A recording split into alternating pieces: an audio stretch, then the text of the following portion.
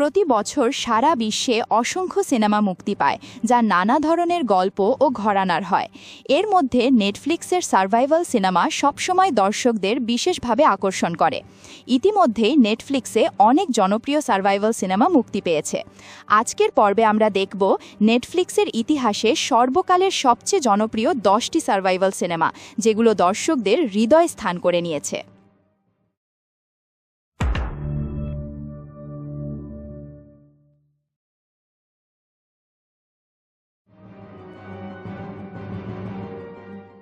নোভেয়ার হল 2023 সালের একটি স্প্যানিশ সার্ভাইভাল সিনেমা, যার পরিচালক আলবার্ট পিন্টো। এই সিনেমায় অভিনয় করেছেন আনা কাস্টিও এবং তামার নভাস। গল্পটি একটি ডিস্টোপিয়ান ভবিষ্যতের প্রেক্ষাপটে, যেখানে এক নারী তার স্বামীর থেকে বিচ্ছিন্ন হয়ে পড়ে যখন এক স্বৈরাচারী সরকার তাদের দেশ দখল করে নেয়। সে একাকী অবস্থায় সমুদ্রের মাঝখানে নিজের সন্তান প্রসবের প্রস্তুতি নিতে নিতে টিকে থাকার জন্য লড়াই করে এবং উদ্ধার আসার অপেক্ষায় থাকে। এই সিনেমার দৈর্ঘ্য 1 ঘন্টা 49 মিনিট এবং এর আইএমডিবি রেটিং 6.3।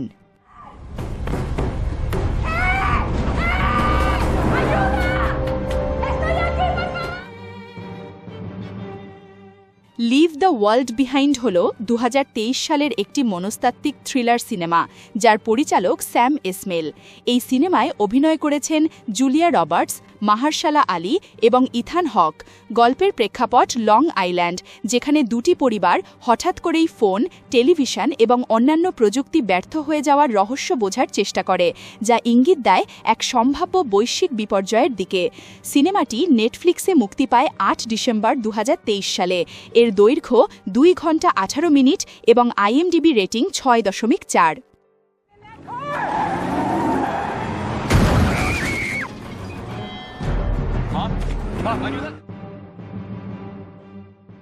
অক্সিজেন হল 2021 সালের একটি ফরাসি ভাষার সায়েন্স ফিকশন মনস্তাত্ত্বিক থ্রিলার সিনেমা, যার পরিচালক আলেকজান্দ্রে আজা।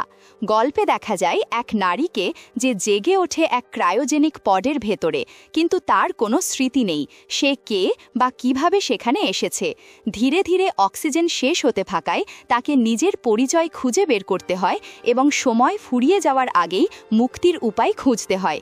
এই সিনেমার দৈর্ঘ্য 1 ঘন্টা 40 মিনিট এবং এর IMDb rating 6.5। Affirmatif. P1 pour les nutriments, P2 pour la gestion de l'hypersol. Against the ice হল 2022 সালের একটি ঐতিহাসিক সার্ভাইভাল সিনেমা, যার পরিচালক পিটার ফ্লিন্থ।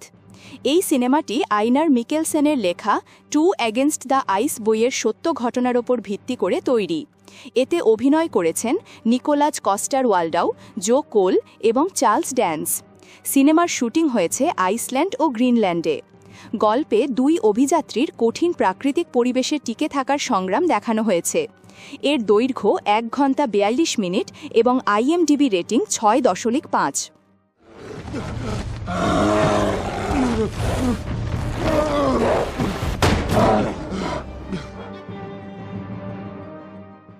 আলফা হল 2018 সালের একটি আমেরিকান প্রাগৈতিহাসিক অ্যাডভেঞ্চার সিনেমা, যার পরিচালক আলবার্ট হিউজেস। এই সিনেমায় অভিনয় করেছেন কোডি স্মিথ ম্যাকফি, এক তরুণ শিকারীর ভূমিকায় যে শেষ বরফ যুগে তার বাবার সঙ্গে অভিযানে গিয়ে আহত এক নেকড়ের সঙ্গে বন্ধুত্ব গড়ে তোলে। মানুষ ও প্রাণীর এই বন্ধুত্বই গল্পের মূল কেন্দ্র। সিনেমাটি কয়েকবার মুক্তির তারিখ পরিবর্তনের পর 17 আগস্ট 2018 সোনি পিকচার্স রিলিজিং দ্বারা যুক্তরাষ্ট্রে মুক্তি পায়। এর দৈর্ঘ্য 1 ঘন্টা 36 মিনিট এবং আইএমডিবি রেটিং 6.6।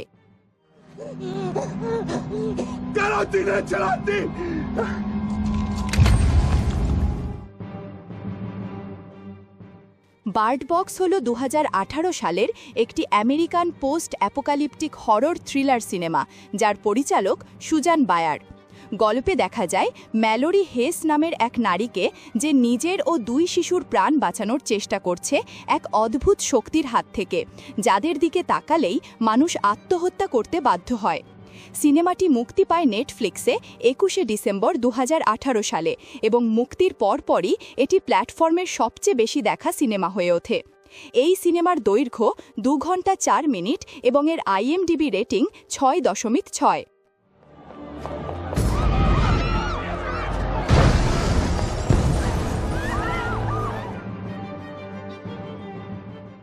মিলি হল 2022 সালের একটি ভারতীয় হিন্দি ভাষার সার্ভাইভাল থ্রিলার সিনেমা যার পরিচালক মাথুকুটি জেভিয়ার।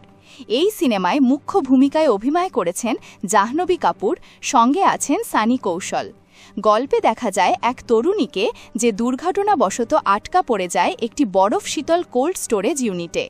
তাপমাত্রা ক্রমে কমতে থাকায় সে সময়ের বিরুদ্ধে লড়াই করে বেঁচে থাকার চেষ্টা করে, আর বাইরে তার বাবা ও প্রেমিক মরিয়া হয়ে তাকে খুঁজতে থাকে। এই সিনেমার দৈর্ঘ্য 2 ঘন্টা 7 মিনিট এবং এর IMDb রেটিং 6.7।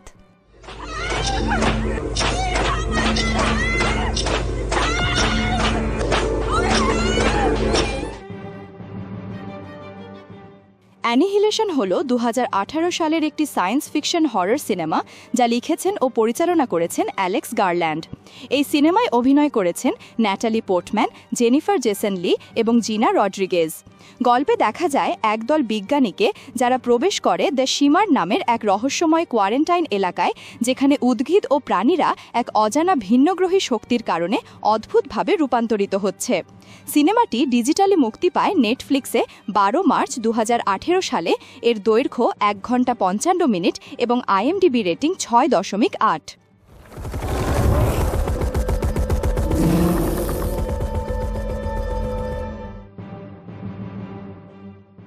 দ্য প্ল্যাটফর্ম হল 2019 সালের একটি স্প্যানিশ থ্রিলার সিনেমা যার পরিচালক গালদার গাস্তেলু উরুতিয়া। এই সিনেমাটি মূলত এক সামাজিক প্রতীকী গল্প, যেখানে দেখানো হয়েছে ধন সম্পদের বৈষম্য ও মানবিক স্বার্থপরতার ভয়াবহ রূপ। গল্পের পটভূমি একটি নিষ্ঠুর উল্লম্ব কারাগারে, যেখানে বন্দীদের জন্য ওপরে থেকে নিচে সীমিত পরিমাণ খাবার পাঠানো হয়, ফলে নিচের স্তরের মানুষদের টিকে থাকার লড়াই আরও কঠিন হয়ে ওঠে।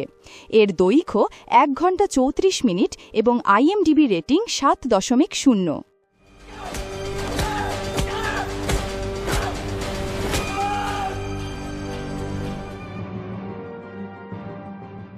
সোসাইটি অব দ্য স্নো হল 2023 সালের একটি সার্ভাইভাল ড্রামা সিনেমা যার পরিচালক জে.এ. বায়োনা।